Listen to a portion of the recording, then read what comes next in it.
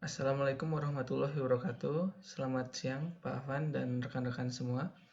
Kami dari kelompok 6 yang beranggotakan Triana dan Erwin akan mempresentasikan paper kita yang membahas tentang an MTD-based Self-Adaptive Resilience for Cloud System.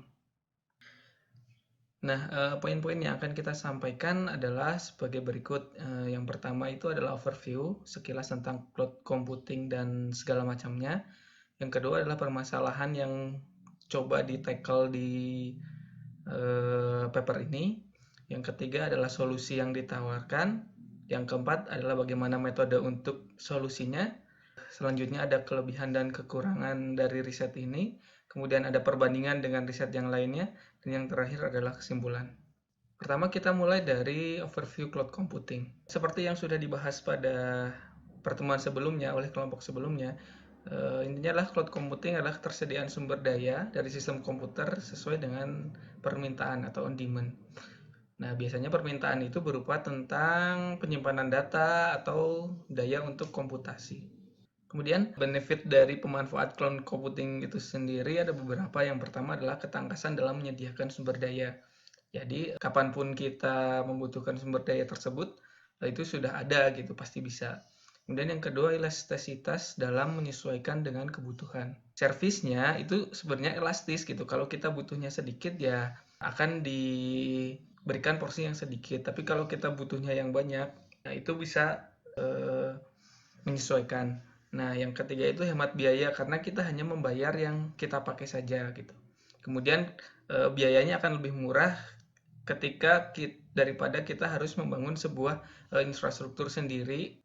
Dan yang terakhir adalah menyediakan servis yang reliable, artinya penyedia jasa cloud servisnya sudah dapat diandalkan. Kemudian kita akan masuk ke beberapa resiko keamanan yang dihadapi oleh cloud. Nah, ini cukup banyak. Yang pertama adalah cyber attack atau hacking sensitive information. Yang kedua itu bisa jadi ada data loss. Yang ketiga ada illegal local network access from cloud service. Yang keempat itu bisa jadi ada malware. Yang selanjutnya adalah denial of service. Kemudian data breaches dan lain-lain. Intinya di sini adalah resiko keamanan yang dihadapi oleh cloud. Nah, selanjutnya apa sih permasalahan yang coba di-tackle oleh paper ini dari segi keamanan? Yang pertama itu adalah cloud itu udah punya sistem monitoring atau cloud watch. Namun belum mampu memberikan informasi potensi serangan. Jadi dia hanya sistem yang ada itu hanya sekadar memonitoring performa dari cloud-nya, tapi tidak dapat memberikan informasi tentang potensi serangan. Yang kedua itu adalah manajemen log dan analisis tools seperti Kibana, Splunk, dan lain-lain memungkinkan untuk menyimpan, mencari, dan menganalisa data log, namun membutuhkan sysadmin untuk mendeteksi ancaman. Jadi sebelumnya itu untuk kita tahu sistem kita sedang diserang atau tidak, itu masih membutuhkan seorang sistem administrator untuk memeriksa log dari servisnya gitu. Yang selanjutnya adalah MTD yang ada hanya menangani spesifik ancaman dan hanya di scope tertentu. MTD itu adalah sebuah konsep di mana kita terus secara berkala merubah sistem untuk meningkatkan kompleksitas dan ketidakpastian di dalam sistem itu sendiri. Itu tujuannya untuk meningkatkan cost serangan yang masuk.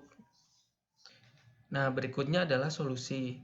Solusi yang ditawarkan oleh paper ini adalah sebuah framework yang mengintegrasikan komponen untuk monitoring performance service dan dynamic reconfiguration. Monitoring performance service itu adalah sistem melakukan monitoring terhadap performance service secara real time, dan dynamic reconfiguration adalah secara berkala melakukan rekonfigurasi network sebagai bentuk dari konsep moving target defense. Kemudian, berdasarkan solusi yang diajukan, metode yang digunakan dalam paper ini yaitu diantaranya menggunakan monitoring tools untuk memonitoring setiap service atau domain yang hasilnya berupa report performance dan security parameter. Contohnya, response time, response status, CPU usage, memory usage, dan lain-lain. Kemudian ada deteksi anomali menggunakan clustering pada data mining.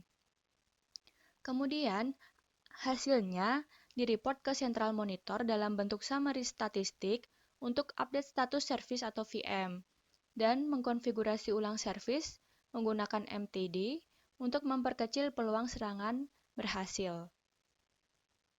Dari metode tersebut, dapat kita lihat high level view of resiliency framework-nya. Di sini ada VM1, VM2, dan VM3 sebagai running VM. Ketiga VM tersebut atau semua dari service tersebut terhubung dengan introspection modul untuk mengetahui integritas dari setiap VM. Kemudian di sini ada monitoring software untuk memonitoring ketiganya, lalu terhubung dengan central monitor untuk mengupdate status VM-nya. Nah, di sini ada node-node baru yang akan menggantikan dari VM-VM yang sedang running. Oleh karena itu, di sini ada live migration dan reconfiguration with SDN. Kemudian di tengah ini ada 3 fase atau 3 life cycle dari node. Yang pertama mulai dari stay secure, kemudian ada reconfigure untuk kembali ke return secure plus, kemudian di restore untuk pada status start secure, kemudian menggunakan MTD untuk kembali ke stay secure. Dari metode yang diajukan terdapat 2 komponen utama, yaitu live monitoring dan MTD. Yang pertama mengenai live monitoring. Live monitoring dalam paper ini dijelaskan monitoring setiap service domain untuk mendapatkan report performance dan security parameter seperti yang telah saya bahas tadi. Contohnya response status, response time, CPU usage, dan memory usage, dan lain-lain.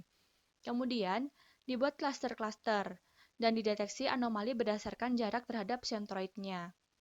Lalu, hasil monitoring dari setiap domain akan dikirim ke central monitoring. Lalu, dilengkapi dengan virtual machine introspection untuk memeriksa integritas dari VM-VM yang ada. Nah, algoritma yang digunakan untuk membuat cluster-cluster yaitu di sini input as of performance vector. Jadi performance dari service dijadikan sebuah vektor untuk sebagai inputan.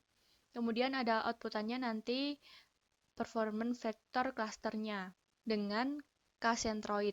Jadi di sini kita membentuk cluster-cluster yang ada dan menentukan centroidnya. Lalu data yang digunakan adalah training. Sehingga kita sudah mempunyai cluster-cluster terhadap service yang kita punya berdasarkan data training, yang nantinya digunakan untuk memprediksi anomali atau mendeteksi anomali terhadap service-service yang lainnya. Lalu, menggunakan cluster-cluster yang telah kita buat berdasarkan data training sebelumnya, kita dapat mengukur sebuah service itu anomali atau tidak berdasarkan jarak terhadap centroid. Nah, di sini ada maximal distance untuk membatasi seberapa jauh dia terhadap centroid. Apabila dia melewati maximal distance, maka dia akan terdeteksi sebagai anomali. Selanjutnya kita akan membahas tentang moving target defense. Moving target defense adalah mengendalikan perubahan di berbagai dimensi sistem untuk meningkatkan ketidakpastian dan kompleksitas bagi penyerang. Dengan tujuannya itu adalah menaikkan cost dari upaya serangan mereka, menurut US Department of Homeland Security. Nah, pendekatan MTD pada paper ini itu adalah memigrasi layanan ke dalam platform yang berbeda secara berkala untuk mempersempit peluang serangan yang berhasil. Selanjutnya adalah 3 langkah moving target defense yang dipropose oleh paper ini. Yang pertama adalah membagi runtime execution pada masing-masing node menjadi jarak waktu tertentu. Yang kedua, membuat node hanya boleh berjalan predefined lifespan pada platform yang berbeda-beda. Nah, contohnya adalah pada OS yang berbeda. Jadi sebuah node itu nanti mempunyai satu lifespan waktu tertentu, dan ketika waktu itu sudah habis, dia akan digantikan dengan node yang lain dengan platform yang berbeda. Dan yang terakhir adalah live monitoring yang sudah dijelaskan sebelumnya. Yang selanjutnya adalah siklus node dalam MTD. Nah, karena node itu mempunyai lifespan atau siklus, node baru adalah node pengganti dengan platform yang berbeda untuk menggantikan node lama. Lama waktu runtime sebuah node ditentukan dari seberapa cepat serangan membuat anomali pada node tersebut. Ditambah seberapa lama node baru dibuat dan menggantikan node yang lama. Itu adalah total lama waktu runtime pada sebuah node. Nah, proses penggantian node baru dengan node lama dan menentukan platform apa yang akan dipakai pada node pengganti itu disebut node reincarnation. Node reincarnation merupakan teknik randomization dan diversification yang digunakan untuk mengganti node lama dengan node baru dengan platform yang berbeda. Selanjutnya adalah proses reincarnation menggunakan SDN atau Software Defined Network. SDN merupakan arsitektur jaringan yang didesain untuk menggunakan Application Programming Interface atau API agar jaringan tersebut dapat diprogram oleh seorang programmer yang dapat mendefinisikan dan mengkonfigurasi bagaimana data atau resource ditangani. Nah, dengan SDN ini, itu digunakan untuk mempercepat proses reincarnation karena dia mempunyai flexibility dan capability dalam mengkonfigurasi ulang network device secara dinamis. Untuk paper ini, dia menggunakan software yang namanya OpenFlow untuk mengatur network dengan cara memasukkan routing flow yang baru ke network device yang mengubah arah traffic dari node lama menjadi node baru. Selanjutnya, kita akan membahas mengenai eksperimen dan hasil yang dilakukan oleh penulis dalam paper ini. Pertama, eksperimennya menggunakan Byzantine Fault Tolerant atau BFT Smart sebagai distributed application yang dijalankan pada Ubuntu baik version 12.04 atau 14.04 secara random. Kemudian, VM-VM ini dibangun dalam private cloud. Di sini ada VM-VM yang sedang running sebagai VM-VM dalam BFT Smart. Kemudian, di sini ada SDN Network yang berfungsi untuk mengatur network dari VM-VM yang ada menggunakan Open Fate Switch. Lalu, di sini ada node-node baru yang akan menggantikan VM-VM yang di atasnya yang secara periodically dia akan di-refresh atau di-restart untuk menjaga tetap clean. Dan networknya direkonfigur menggunakan OpenFlow untuk berkontribusi dalam distributed aplikasi yang sedang berjalan dalam proses reinkarnasi. Hasil eksperimen yang dilakukan yaitu di sini ada measurement dan times. Yang pertama ada VM restart time, dia 7 second. Kemudian ada VM creation time, dia sebesar 11 second. Lalu ada Open Fate Switch Flow Injection Time, dia sebesar 250 milisecond. Karena VM-VM atau node-node baru itu automated created dan dia langsung terhubung dengan network, maka di sini downtime dalam reincarnation proses dihitung berdasarkan Open Fate Switch Flow Injection Time, yaitu sekitar 250 milisecond. Berdasarkan penelitian yang dilakukan, terdapat kelebihan dan kekurangan. Yang pertama, kelebihannya, solusi yang diajukan bersifat generik dan menangani serangan di berbagai layer dari cloud software stack. Kemudian, juga memfasilitasi pencegahan ancaman dan kegagalan sistem secara proaktif melalui active monitoring terhadap performance dan behavior services. Lalu yang ketiga, adanya continuous monitoring, restoration, dan healing of cloud system operation dengan memungkinkan adanya status touch secure, stay secure, dan secure plus dengan belajar dari serangan dan kegagalan. Dan yang terakhir yaitu kelebihannya proses konfigurasi ulang yang sesuai untuk meningkatkan ketahanan. Selain itu, ada kekurangannya. Dalam paper ini masih hanya sekedar prototipe, jadi belum sampai pada development dan evaluation, sehingga kita belum tahu seberapa baik framework tersebut diterapkan. Kemudian, framework yang dibangun masih sebatas untuk stateless distribution application, sehingga belum mampu menangani pada kasus-kasus stateful distribution application. Kemudian, kita melakukan perbandingan dengan paper-paper lain. Yang pertama, paper berjudul A Distributed Monitoring and Reconfiguration Approach for Adaptive Network Computing. Dalam paper ini, dia membutuhkan cost yang lebih besar dan berpengaruh pada performance. Contohnya di sini, dia ada kategori A, kategori B, dan kategori C yang saling terhubung melalui A1, B1, dan C1. Kemudian, apabila ada kasus B1 failure, maka A1 akan langsung terhubung dengan B2, dan di sini ada penggantian service ke C3. Sedangkan pada paper utama yang kami bahas, cost dapat ditekan karena tidak harus memiliki replika sebanyak yang dipropos pada paper pembandingnya. Di sini ada A2, A3, A4, B2, B3, C2, C3, C4 adalah sebagai replika pada masing-masing kategorinya. Sedangkan pada paper utama, tidak perlu sebanyak itu replika yang kita butuhkan. Lalu, performance lebih terjaga karena sebelum ada failure, services akan diganti dengan MTD dan downtime sangat rendah. Kemudian, sebagai paper pembanding kedua, berjudul MyFlash, A Moving Target Defense Framework for Distributed System.